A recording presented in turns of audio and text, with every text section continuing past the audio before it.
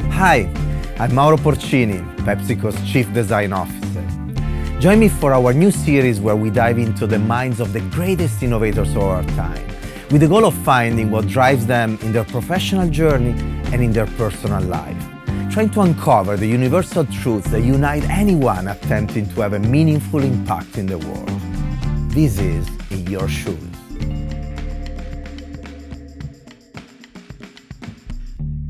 Designers actually can change the world for the better by making the complicated simple and finding the beauty in truth. I'm quoting the guest of today. He's a partner in the New York office of Pentagram, the world's largest independent design firm, a founder of Design Observer, and a teacher at Yale School of Art and Yale School of Management. His clients have included the New York Times, Saks Fifth Avenue, the Robin Hood Foundation, MIT Media Lab, MasterCard, Princeton University, the New York Jets, and many others. As a volunteer to Hillary Clinton's communication team, he designed the H logo that was ubiquitous throughout the 2016 presidential campaign. He was elected to the Alliance Graphique Internationale in 1989, to the Art Directors Club Hall of Fame in 2003, and was awarded the profession's highest honor, the IGA Medal, in 2006. He was a winner in the Design Mind category at 2008 Cooper Youth National Design Awards as well. His work is featured in the most prestigious design museums of the world.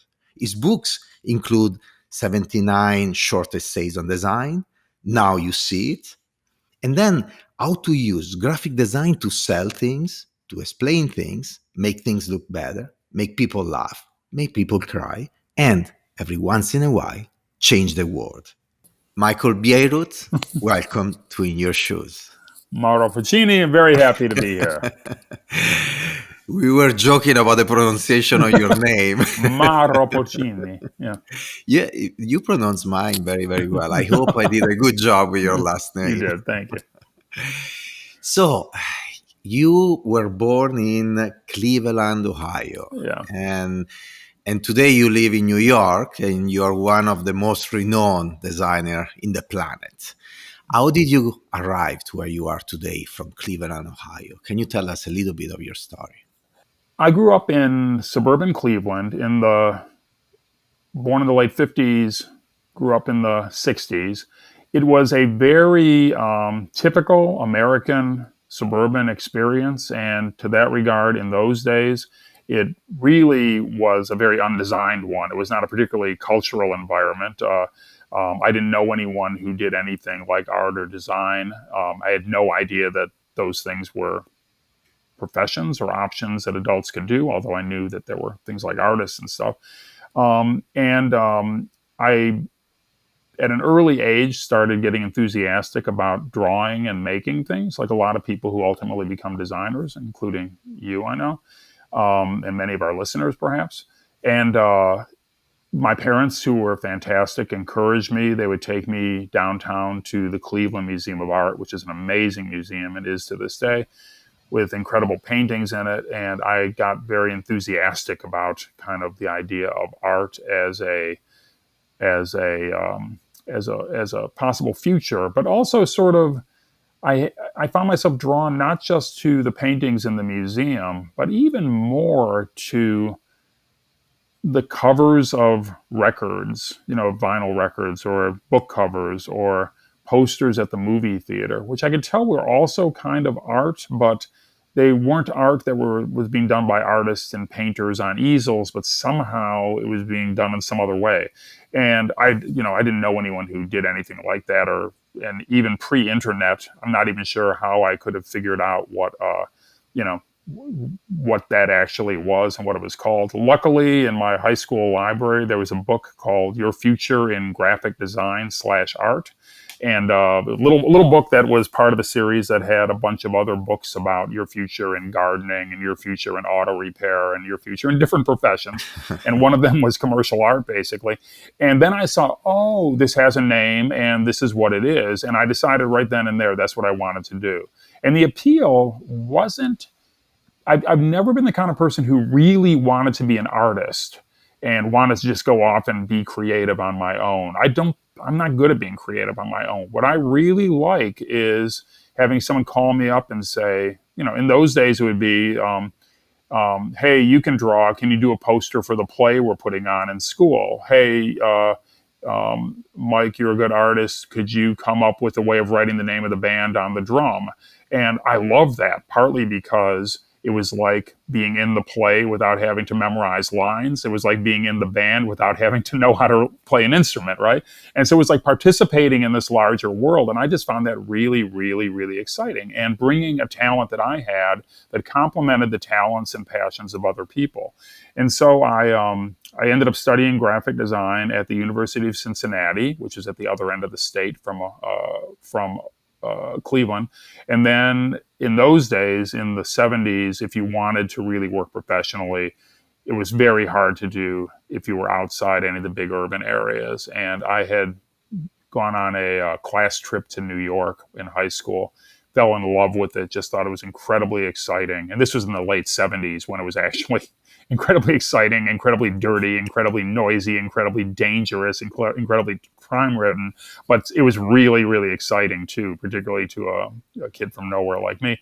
And I, through a series of coincidences and just lucky breaks, I ended up starting at one of the great design studios of its time, working with one of the great masters of the 20th century, an Italian like you, Massimo Vignelli. And that was my first job right out of school, that I started at a week after I graduated, and I ended up staying there for 10 years. And so Massimo Vignelli in many ways was my first mentor and my introduction to the larger world of design. I couldn't have had a better introduction.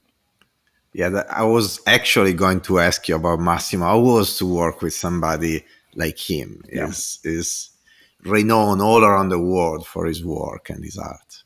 Yeah. Again, there were, just as I learned that design has multiple facets to it, that learning continued working with Massimo and with his wife, Leila Vignelli.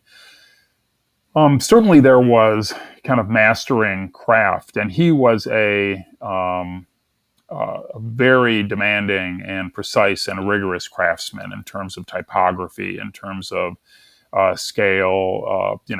People who know his work will associate him with modernism, and modernists have one incredible virtue, which is that they, because it's based on a reductivist sort of ideology, what's there has to be perfect. There's nowhere to hide. And so it's, if you're getting trained, as I was, in that aesthetic, you sort of have to, every detail has to be right. And I think as a starting point, it isn't necessarily the end point, although it is for many people. I think it's a starting point. It's an incredible foundation for thinking about what design can be. At the same time, they were, both of the Vignellis, they both died, unfortunately, within the last few years. But they were very much alive when I worked there for those 10 years, and in many ways at the peak of their power. And they were extraordinarily cosmopolitan, traveled all the time. Both began their careers as trained as architects in Italy, emigrated in the early 60s to the United States. They didn't just know about design. They knew about food, wine, music, architecture. And so just like anything else, the education I received, because I was a sponge and because I was so eager to kind of absorb it, wasn't just about typography. It just wasn't about the craft of design, but it was also about the larger culture. So in many ways, it was, that enthusiasm that I sensed back as a kid in high school, where, knowing how to draw could get you, hanging around with the drama club or the football players or the band, just because you had a talent that could complement the talents that they had. They threw that door so wide open, where it was working with, the best architects, restaurateurs, product designers, marketers at a really high level. And when I began, I was kept way in the background, the last seat at the back of the studio, in my crummy sneakers and torn jeans and long hair. And eventually, as I sort of started getting a little bit more refined and presentable, I started going to client meetings and sort of seeing that larger world for myself, which was just tremendously exciting. And then in 1990, you moved to Pentagram. How did it happen? So uh, I when I started working for the Vignellis, I was smart enough to understand that they were very powerful personalities, and and I wasn't there as a disciple who wanted to kind of learn the faith and then propagate it letter for letter and word for word. I wanted to learn what I could from that experience and then move on and have other experiences. Instead, I just found it so interesting, and they just were such uh, they were such great bosses and mentors that I ended up staying there for a lot longer than a few months or a few years. I stayed there all the way to 1990, as you said. And in so doing, by the time I was at the end of my tenure there, I was basically in charge of all the graphic design operations. I had, a team of graphic designers reporting to me, and then I would in turn kind of report up to Massimo and Layla. And so I was managing a pretty large team. I was working fairly independently on all my projects, but the premise was, and I had no illusions about this. People who came there wanted Vignelli design, and I got to that position because I could reliably deliver Vignelli design, Vignelli style design. That was the name on the door. That was the product that was being sold. I think I did it in my own way sometimes, with my own sort of particular point of view woven into it. But basically, I never sort of like resented the fact, that was sort of the terms of my employment. I always thought, as long as you're working for someone else, your first responsibility is to sublimate your own ambitions in the service of the larger, of the service in the service of the boss's vision in a way. And so that can only go on for so long, or unless you're born to be a protege, and some people are, and they can make a life's work out of just being a second to a very talented designer. I sort of always wanted to do something more. However, I had grown to love the idea of working in a larger studio. I liked having people around me. The appeal of going to a little room and sitting by myself and hanging my own name on the door and waiting for people to find me, it just seemed kind of lonely. And like, you could always do that if nothing else worked, you could do that, I suppose. But I just sort of liked the sense of community that the Vignellis provided. And if I would have been asked what would my dream situation be, it would be to sort of have independence within a larger community somehow. Seems impossible, right? Have autonomy and be able to do whatever I wanted, but still have people around me. And interestingly enough, there is a model in the design world for that, which is Pentagram's model. When Pentagram started in the early 70s, the model was it was going to be a collective with no boss, with no hierarchy, made out of partners, each one of whom could choose their own team, work for whatever clients they want, on whatever terms they were able to agree to, do their own work without having to get it approved by anyone else, and sort of operate almost independently, but get the benefit of a collective portfolio, of a collective management system, and I think more importantly, the mutual support of friends and colleagues who were right there, not as competitors, but as as collaborators and potential collaborators, right? So the five guys that started in '72 eventually had taken it to New York City, where I met Colin Forbes, who was one of the original founding partners, and his partners in New York, Woody Pirtle and Peter Harrison. I knew them through AIGA and a couple other professional organizations. And then towards the end of the 90s, we started talking about what might be the next step that I could undertake. And, the idea of me joining Pentagram as a partner came up, and I realized that that was actually the best of both worlds. I could come in there and sort of set up my own independent operation as a partner of Pentagram, get the benefit of their business acumen, and more importantly, the benefit of the inspirational companionship that the partners provide. And that has really worked out for me. within a month or two, I'll be there for 30 years, from 1990 to 2020, which is a really long run in the same job.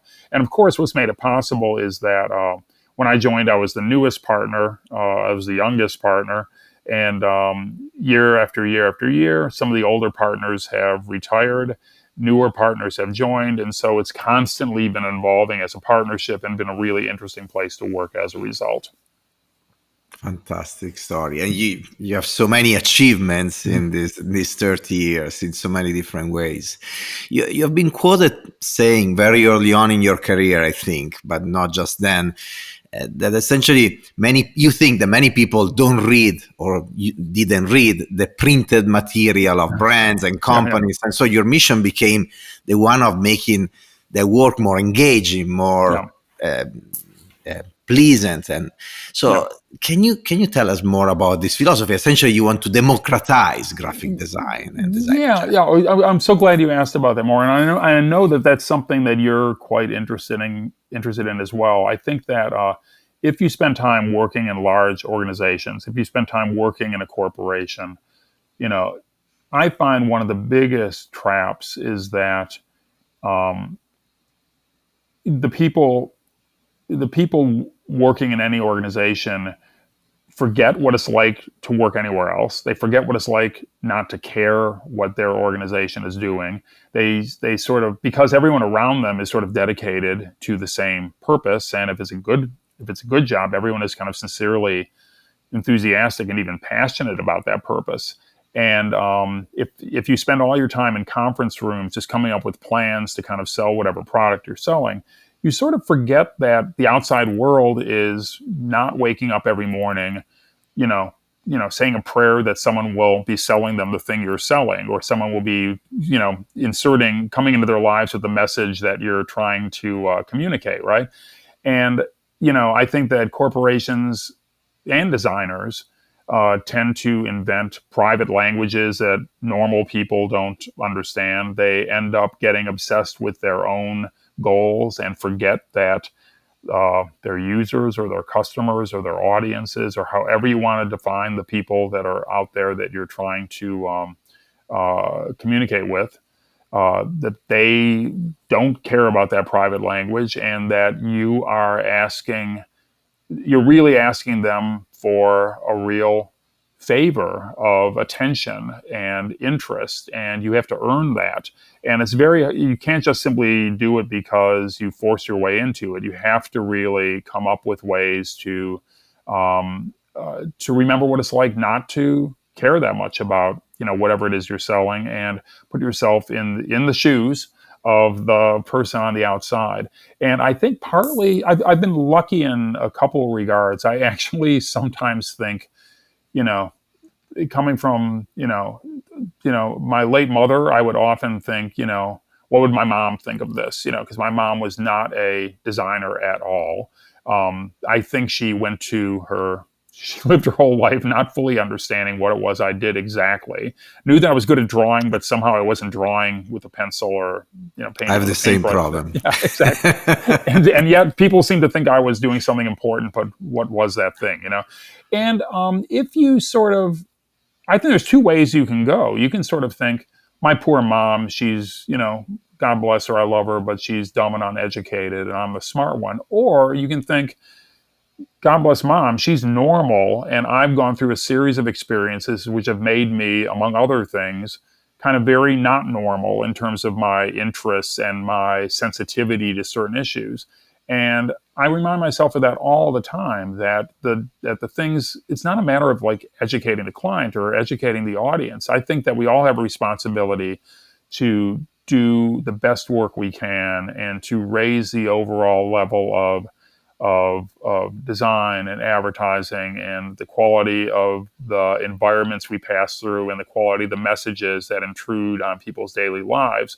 But I don't think it's a matter of, blaming people if they're too dumb to understand how talented we are. I think it's a matter of understanding how do we do things that legitimately connect with people on their own level. And my mom was like that. I married my high school sweetheart, and she is not a designer. She's a psychotherapist, which is useful, more useful than being married to a designer. I'd recommend it really highly, actually. But I've got my three kids they have very different. They're all adults now, and they have very different careers. One's a video editor, one is a lawyer, and one's a research biologist specializing in wildlife conservation, and they're all like very good, funny critics of my work. I can show them something, and none of them will say, "Wow, I always wanted to do that when I grow up, Dad." They'll say that reminds me of this, or you did that already, or I don't get it, or that I can't read that. They'll sort of and my wife is just as harsh, right? And I think sort of figuring out ways to kind of situate yourself in the real world and not isolating yourself in a world that's about design for designers, about marketing for marketers, about the private language that we've invented so that we can do our work, efficiently and well, but remembering that work to be effective really has to live in the real world. And that's when it's most exciting, when it lives in the real world, if you ask me. I mean, I'm never more excited than when I am out and about in New York, say, and I sort of see something I worked on an ad in the subway or on a shopping bag that someone's carrying on the street. I agree so Yeah. much with you. One of the things I like the most to work for big corporations like PepsiCo is actually access to people and see Yeah. your work impacting in a way or the other the life of people. Building on what you just shared with us, in the past few years, many brands in many different corporations in PepsiCo have been doing this a lot. I've been investing in this idea of purpose, trying to understand what is the purpose of your brand, of your company. And recently, between the COVID crisis and then the civil unrest and the Black Lives Matter situation here in the United States, this idea of brands having a point of view and a purpose is becoming more and more relevant than ever. What is the role of design in all of this? Can design help brands in defining their purpose and then communicating that purpose? I mean, from my point of view, definitely the latter. I think that, sometimes people mistake, the work that designers do on brands with the meanings of the brands themselves. I'm trying to think how to put this clearly. I think that organizations, human beings have a kind of integrity. Organizations are made up of human beings, and when they're all working together in a concerted, purposeful way, they're able to communicate that sense of their own values and their sense of mission. That often, if done, in a good organization, will both be relevant to whatever it is they're doing as a business, but also transcend the specifics of that business goal so that it actually is acknowledging the role that their activities are playing in the larger world, in a cultural way, in a political way, in every possible way. Because none of us stop being citizens. None of us stop being human beings just when we're showing up on Monday morning at work, or when we're working on a particular project to serve a particular end. You still have a responsibility as an ethical human being and as a citizen, with everyone's mutual success in mind, to kind of do the right thing, right? So I think designers need to think that way. I don't think that an organization, a company, can go to a consulting firm or hire a designer and say, look, we've got this problem. We have no sense of purpose. Could you kind of design one for us, and we'll put it on like a costume in a way? That just isn't how it works, right? And I think, again, like so many other things, it's easy for organizations to feel like, oh, this is, being purpose driven is a thing you have to be in 2020, and caring about, social justice and the environment is something you have to do in 2020. So let's add those boxes to check on our to-do list, right? And I think that's and I think again, audiences, regular people are very good, intuitive critics of the authenticity of those, of those kinds of gestures. People can tell. I think people can tell pretty quickly whether or not you've got a legitimate claim to on those sort of ideas, and whether or not you're reaching or just kind of hopping along a bandwagon. So that said, when an organization does have a real sense of purpose that's being driven from the top, that is aligned with the business success of the enterprise, but also is contributing to the larger world in every way possible, and certainly in many ways, as designers, that ends up being part of the brief, and ends up maybe being the most important part of the brief that you're working with, right? I think designers end up in organizations or consulting with organizations automatically being connectors. We join things up because we're able to work across a number of different disciplines. We're able to connect up things that are in different silos, right? So I think a CFO, someone doing accounting for an organization, has the same nature of responsibility to that organization's purpose, right? But designers, a lot of times, because we have to work with marketing, with manufacturing, with finance, with distribution, with sales, with fulfillment, like decisions that we make that we participate in will have an effect on the environment. Decisions we make about who to work with, or who's communicating the message, has repercussions in terms of our credibility to speak about social justice. I think that again, I don't think we can kind of superimpose values onto an organization that either has no values or has opposite values. But I think if you're lucky enough to work somewhere where you think, where you're confident that organization's values correspond with your own, or you're hired by an organization where you sort of sense that sort of compatibility, then it's your absolute responsibility to push it as hard and as far as you can,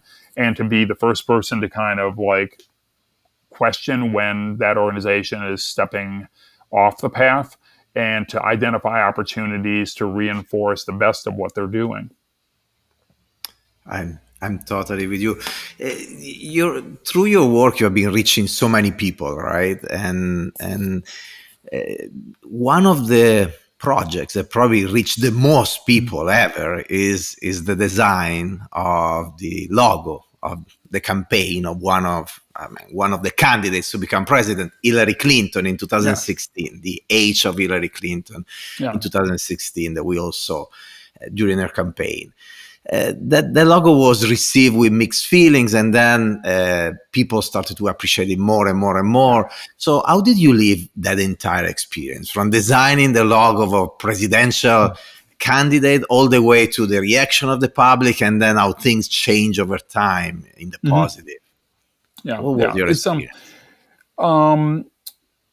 Well, we got the work that we did, and it was just me, one designer who worked with me at Pentagram named Jesse Reed, and then a project manager named Julia Lemley. We formed this little 3-person team, and we did this all as volunteers. It wasn't as part of Pentagram. We did it after hours, before hours, on weekends, everything else, just volunteering for the campaign. I got approached by Wendy Clark, who I bet you know, who was consulting with the campaign and kind of helping to put together a group of creative collaborators for them. And they identified me as someone who could figure out what, basically I had a very simple brief, which is to do kind of the icon that would be the centerpiece of the communications. And it was interesting because on one hand, I was passionately enthusiastic about Secretary Clinton's, prospects as a candidate and her qualifications to be president, which I still to this day think are unmatched by anyone who's ever run in the history of that office. And so I was a true believer even before I got that call. And then I think, so I brought that passion and that sense of conviction that this was something I really wanted to work on and contribute to. And it was, like I said, it was all about, you had to have that conviction because it wasn't a paid position. We were doing it, as volunteers of the campaign.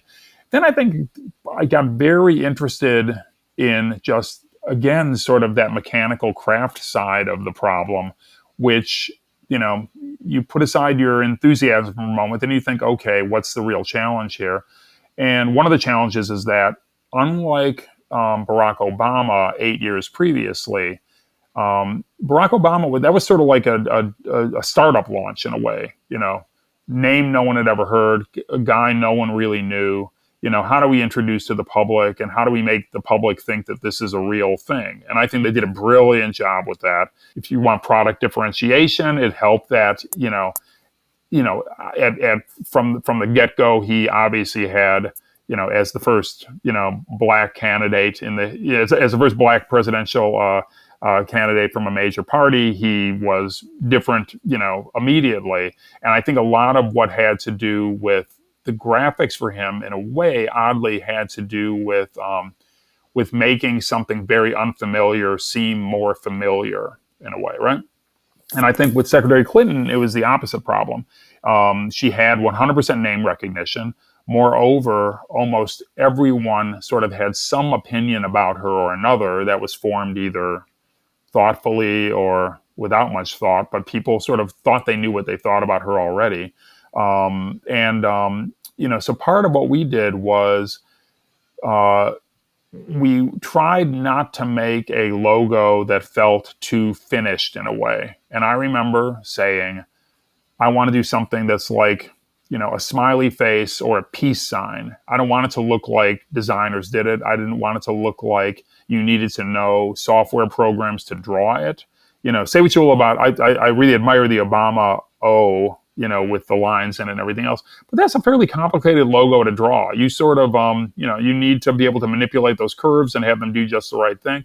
And I said I wanted this thing to be something that a 4-year-old could do with crayons and kindergarten scissors and some colored paper, basically. And my idea for it, and I think the idea that we proposed and we sort of demonstrated in those early days of 2015 was, if you had a really simple geometric foundation, people could then do progressively more complicated things on top of it, right? You could customize it in all these different ways. And all those different sort of customizations would serve the purpose of keeping it more surprising, keeping it less familiar, less kind of bang, bang, bang, rubber stamped, imposed the same way all the time, but just kind of let it come at you in a lot of different directions, right? And let people do it themselves. Let her supporters kind of customize it their own way. So I think when it first launched, it just looked kind of like, people would say, that thing is stupid. My 3-year-old could do that. And I actually weirdly had kind of made that the brief for myself. I wanted something that your 3-year-old could do. So I'm like, yes, exactly. And I think that's a good thing. You think it's a bad thing. But I think what happened ultimately, and this always happens with abstract logos, as you know, Mauro, is that they end up being vessels that are filled with the meaning that reality pours into it, right? With actual experience pour into it. And,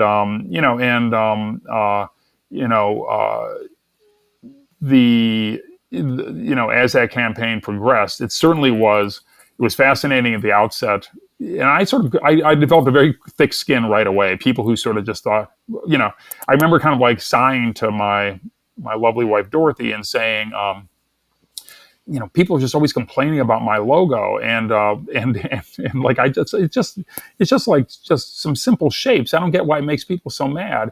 And Dorothy said, well, maybe it's not all about your logo, Michael. Maybe it's actually people are kind of superimposing political opinions on top of it. And in a way, that's exactly how symbols are supposed to work. They end up being placeholders for larger ideas, and to the degree that in the end, that ended up being a choice between two figures who, for one reason or another, were hugely polarizing.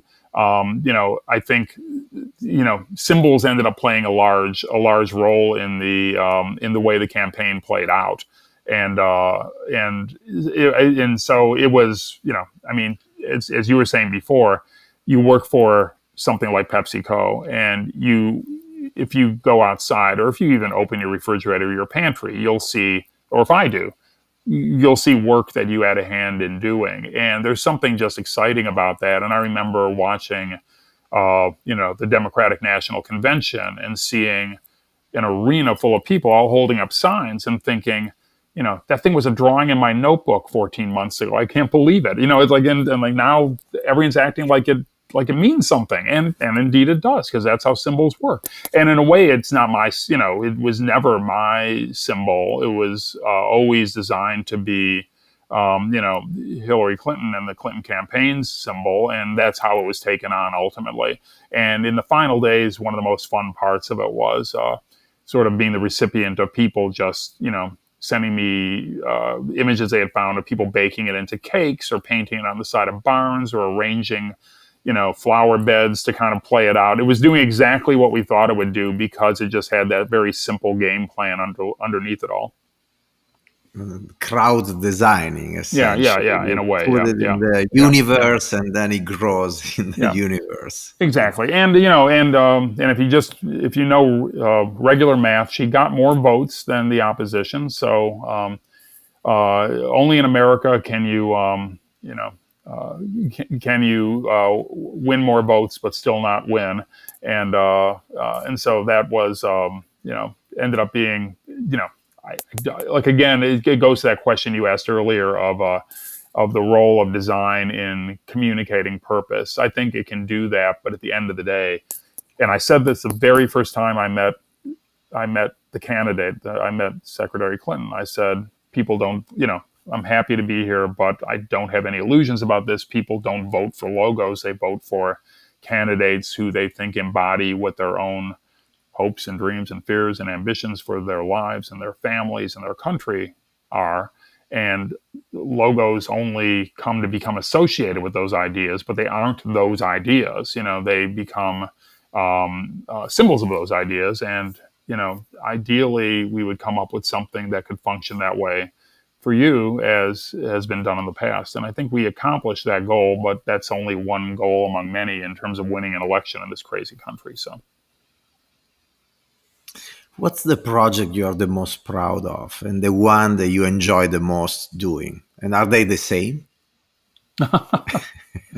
This question came natural, spontaneous. Now, looking at the passion you had already for this project you share right now. I mean, that was really I have to admit, that was like a thrilling project, and because the stakes were so high, and partly because the ending was so bittersweet. I came to know a lot of people working on the campaign, and particularly a lot of talented designers who had gotten involved with it, and everyone was just so crestfallen after Election Day. But I don't think that took away from the passion that people brought to it overall, and particularly, I think that election actually set the stage to activate a younger generation in the importance of engagement around the subjects of social change. You really realize that these things matter and they're important. And so I remain really, really proud of that work. I have to admit, if it's the satisfaction the things that give me real satisfaction to this day are if you're just working on one little project and you realize, hey, wait a second, if I kind of turn this sideways and look at it this way, it all kind of comes together like that. I mean, there's, and those are like tiny little things that don't really affect the world all that much. I mean, keeping on the political theme, the New Yorker magazine, back when the Mueller report was as of yet unpublished, the New Yorker asked a bunch of designers to design a cover for the Mueller report that had been commissioned about Russian interference in the 2016 presidential campaign. And I sort of thought there were just so many conspiracy theories, and the whole thing was so convoluted and complicated. I ended up taking the word "the Mueller report," and it happens to have exactly, I think, 16 or 25 letters or something. So you're able to kind of like write you're able to arrange them in a big grid, and you can't really read it. So it seems very abstract. And then I started drawing lines between all the letters, like implying that there's this complicated, crazy conspiracy connecting everything up. And then I realized it was boring if all the letters were connected up. So I thought, let's leave some letters that aren't connected. And then I realized that there were 5 letters that you could leave unconnected, and that was TRUMP, that are all in the Mueller report. And so I ended up just sort of making this grid that he sort of couldn't read, connecting all these letters in this way that didn't make any sense, leaving 5 letters out of it for some reason, and then just putting that on the cover and having people figure it out. And the idea that those 5 letters happen to be in those 3 words, and you can make this pattern, and the pattern actually looked nice and still actually had this second meaning. I remember when I did that, I drew that in a notebook like this. And I just thought, oh, it works. I was so excited about it. It was as if I had solved. A giant mystery myself on the level of the kinds of investigation that the report itself was doing. And instead, it was just this like tiny little thing that would have given me pleasure when I was, 17 years old. Exactly the same sensation of kind of resolving something from a graphic point of view.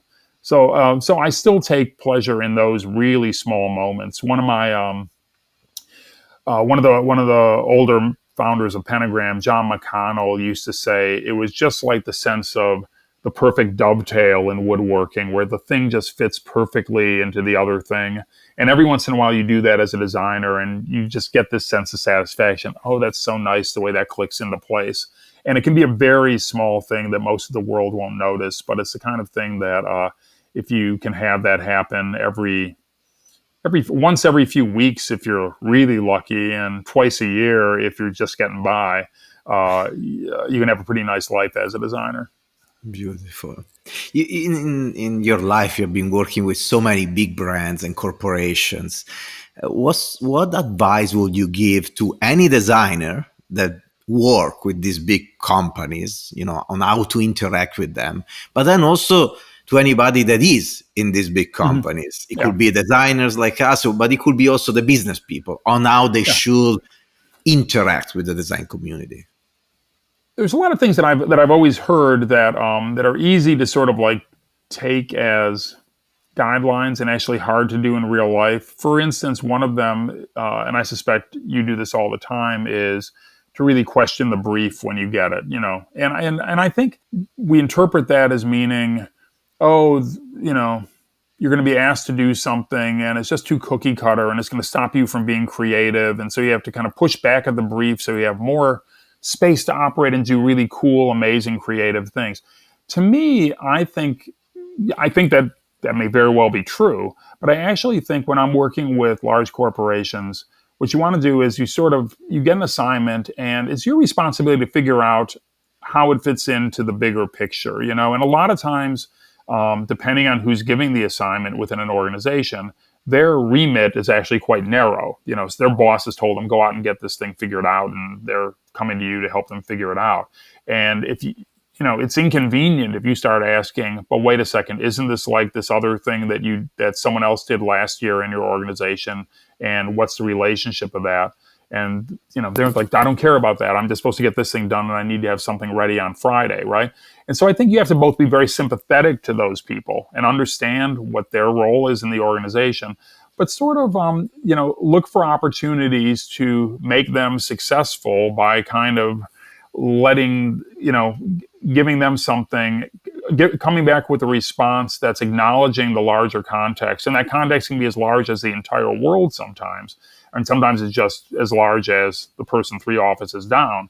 But I think one way or another, just kind of taking a broader view of the assignments you get, looking as I think you've said many times, for conspirators, in a way, co-conspirators, who kind of want to, who share your interest in pushing things. And those people are just invaluable. If you find someone who, sometimes they're just ambitious and they want to get ahead. Sometimes they love design. Sometimes they just have an open mind. But if you get the right person, you can actually go to them and say, here's the thing that I think everyone expects, but what if we did something extra, and that could be like this. And to me, those incremental moves are how you actually, one, establish credibility as someone who is going to bring value to the process, and two, kind of expand the minds and and sort of the muscles of the people you're working with as collaborators in an organization, right? And so I think it's always about people. It's, the one thing that I learned very early on, to my surprise, is that I somehow I came out of school thinking that I would simply show people things I had designed, and they would just be so overwhelmed by by my brilliance that they just would say, "How can I thank you?" And am I limited in how much I pay you? Because I'd like to double the fee we agreed, because this is just so fantastic. And instead, the opposite happens. You show them something, and most of the time, they have no idea why it's the right solution. They have no idea how can they how they're meant to describe it to other people who might have to approve it, or what its potential value is. And your ability to kind of not just communicate that, because I don't think it's a matter, again, of sort of saying, "Listen, stupid, I'll explain to you why I'm brilliant." That's not it at all. What it is, how do you actually kind of like take the work that you're doing and figure out how to put it in terms that are relevant for what they're trying to achieve, and language that then they can use as they're kind of talking about it themselves, so they can kind of take possession of it as something that they helped co-create with you. And I think that took a long time for me to figure out. I sort of, when I realized that design does speak for itself, but it, at first, when it's first being introduced to a world that's never seen it before, a lot of times you need to kind of chaperone it very carefully and introduce it to some friends who will kind of stand side by side with it and protect it as it goes out into the world until it matures and turns into something that can stand on its own. And that really means you need people all the time. So being able to understand people, being able to read people, being able to listen to people, all those things are really, really important. What advice would you give instead to the people on the other side of the fence, especially to the business leaders that Yeah. eventually work directly with agencies? So I'll give you an example. Sometimes I saw situations where they don't really empower the agency. They don't really give them creative freedom. But what would you tell them? I mean, really what we're talking about at the end of the day is trust. I'd like to come up with a more complicated multi-syllabic word for it, but I think it really is a pretty simple word, which is trust. And I think the best business people, find people who they can trust, and trust not just to take orders and execute them accurately, not just be loyal and faithful, but who they can trust to challenge them, trust to push them, trust to contradict them, trust to come back with something that is, unexpected, challenging, even risky. But that trust has to do with our ability as designers to project a sense that what we care about is everyone's mutual success. I obviously want to do work that I'm proud of, but at the same time, I want to do work that that my clients are enthusiastic about, and that at the end of the day serves their purposes, whether it's getting a candidate elected or selling a product or communicating a message, right? Simply, I'm a brilliant designer, trust me, which is sort of the model that I started with, ends up being the most difficult one to achieve. I do think some designers can get away with it, by the way, but they have to be a lot more charismatic than me. It helps if they're Italian. It helps if they're amazing dressers, and I'm like not either of those things. But you are totally there. Come on. but I do think the kind of how you can build a sense of mutual trust. I also want to be able to trust the people that I'm working with, that I'm getting that I can trust them to sort of interpret their own goals accurately for me in a way that I can then react to and to come back with something. And one of the most challenging things that I have a lot of times working with large organizations is getting permission. I don't know how to put this. It sounds sort of shocking, but getting permission to show bad work to people. like sometimes I'll have like, we will have done an exploration to a challenge that'll have, 3, 4, 5 different solutions, some of which I don't think are right, but I think are provocative in an interesting way. And then a lot of times people in organizations, what they want to do, they think their responsibility to the process is to, sideline all but the things that are absolutely guaranteed to work, which a lot of times gets you something that's fairly lukewarm in the middle and edits out the provocation. And I'm always saying, I I learn a lot from having my work rejected. I learn a lot by someone saying, I hate that one. The last thing I want to hear, and I'm sure you've heard this, is, you've given us a lot to think about, I don't know what and they, but if someone says, I just hate that one. Tell me more, talk to me for 15 minutes about what you don't like about it. Because I learned so much about, not just about the taste level of the person I'm working with, but to the degree that they understand their audience and the aims that they're trying to achieve. They're kind of like comparing this vision that they don't have formulated in their mind with the thing I'm showing them. And the disconnect between those things is really, really, really interesting to me. Sometimes more interesting than kind of a direct connection sometimes. So, and that requires trust. Someone has to trust me that I can kind of like, I'm gonna do some experimental work. I might show you things that seem too risky. I might show you things you don't like. I might show you things that seem absolutely perfect, but I think are too safe. And you have to trust that process and realize that my favorite clients are ones where I can tell that the meeting I'm having with them is, when they see it on their calendar, they think, oh, this is going to be fun. I love doing this. And there are some people who you can tell they think it's scary because, you can't go into it with a calculator and then punch in numbers and have the answer come up. You have to look at things, make judgments about them, and know at the end of the day, you're never sure whether you're going to be right or wrong, but you have to trust people. Look, you say something so powerful and so important. If you think about the definition of design thinking, you may like this word or completely hate it.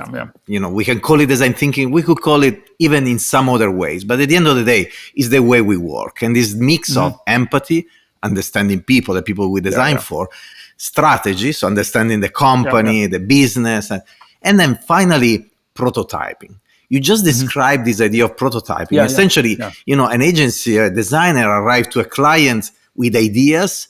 These ideas sometimes, yes, is the final solution to a need or to something you need to create. But most of the time in the process, they are catalysts of conversation. They are activators of dialogue. They are a way to get those answers, those data from the client, also from the consumers eventually, that you need to then create the final right solution to take to market. So it's so true, so powerful, but many times people don't understand the value of design concepts as prototypes to activate conversations. Yeah. And I think designers have this amazing ability to bring the future to life for people. And that's really what design does. It's I heard a lecture at this point years ago. It was almost like 30 years ago at this point, by this Canadian designer named Robert Burns, and he talked about the cave paintings in places like Altamira, that our ancient ancestors had done, the first works of art that's been preserved, that's come down, and we all can picture the most vivid ones would show, for instance, these primitive drawings of people that are throwing spears at a mammoth or something, right? And he said, people don't know why. We can't know why these drawings were made or what they were done. But I'd like you to imagine that, there's a bunch of people in a cave and there's a fire and they're talking and someone's saying, okay, this is what we're going to do tomorrow. None of them have ever hunted a mammoth before. None of them, and it's dangerous. People might die. None of them have done it before. And how can we help them imagine what it'll be like? And so here's a mammoth. Here's us. This is what we're going to do. We're going to throw these spears and we're going to win, right? And he said that's sort of what design does. It sort of helps people imagine a future before they're actually in the future, right? And then, I think most interestingly, sometimes you can say, look, you have 3 possible routes. And if you do this route, this is, these prototypes will help you imagine what the consequences of that decision will be. This set of prototypes shows an alternate set of decisions, right? And and it helps people in a way that I think a million PowerPoint presentations, a million flow charts, a million kind of spreadsheets don't help people understand as clearly as, oh, this is what the world could look like. I mean, I remember we had one, when we were doing our work for the presidential campaign 4 years ago, we had one Photoshop, simulation of the logo on the side of a bus. And I remember every time we showed that, everyone sort of just got excited because all of them had been on those campaign buses. And suddenly they're like, oh my God, it's like real. That looks like a news photo of our campaign before it had even started, right? And what a magical thing that is to kind of bring the future to life. And we're not bringing this fantastical, private spaceships in the air and silver jumpsuit future to life. It's a very close in future. It's sort of like, this is, when you take your company, when you launch your new company, this is what your website could look like, or it could look like this, or it could look like that. Which of those things corresponds to what your vision is? I think being able to kind of create those prototypes as a manifestation of alternate strategies or a manifestation of possible decisions is the most magical and powerful thing that designers can do. And you learn a lot from people who find that really exciting sometimes. Other people find it like scary, actually. You realize that they're kind of like deep down inside afraid of the future, and that they, the last thing they want to do, they're more worried about making a mistake than having a success. And I think one of the things we have to do is just kind of like make evident to people the joys that come with something successfully done, right? And that really requires our skill as designers to help visualize those things and connect them up with the strategies and goals of the people we're working with. Absolutely. One last question, one quick last question. Yeah. With your work, you have been inspiring so many people around the world. You're one of the most renowned designers in the world. What inspires one of the most renowned designers of the world? Where do you find your inspiration? Oh, I can...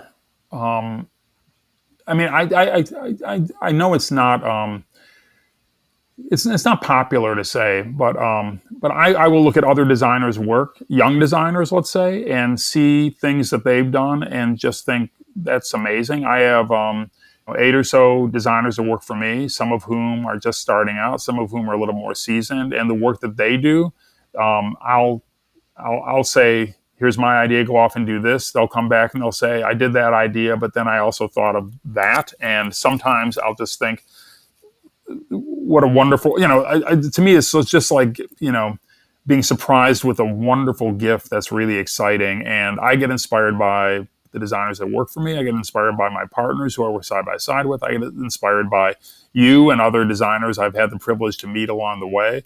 And then, of course, outside of the world of design, I can hear a piece of music. I can see something in a film. I can be reading a book and just even read a turn of phrase and just, I think that creativity can be expressed in so many different ways. And so many people are actually capable of participating in the world in a creative way that kind of gives voice and makes manifest their own talents, that you can find inspiration, anywhere if you want. And I actually think that one of the great things about being a designer, particularly a graphic designer, where we're always being put in situations where, simply discharging the function of something, making the words readable is one level of what we have to do. But what those words say and what those words mean and what you learn by engaging with those words, what the ideas are behind those words, end up being even more important. I think that there's, your capacity to just be continuously inspired by everything you're encountering every day is what makes you, at the end of the day, an effective designer. And I think that it's a great privilege as a designer to kind of have part of your responsibility to go out and be inspired. And so that's why I just love what I do. Fantastic. Well, Michael, thanks for sharing with us your thoughts today in such a profound, sophisticated, inspiring way. I didn't expect anything less. It's been a pleasure to have you with us. Mauro, a great pleasure to talk to you, and thank you so much for inviting me. Thank you.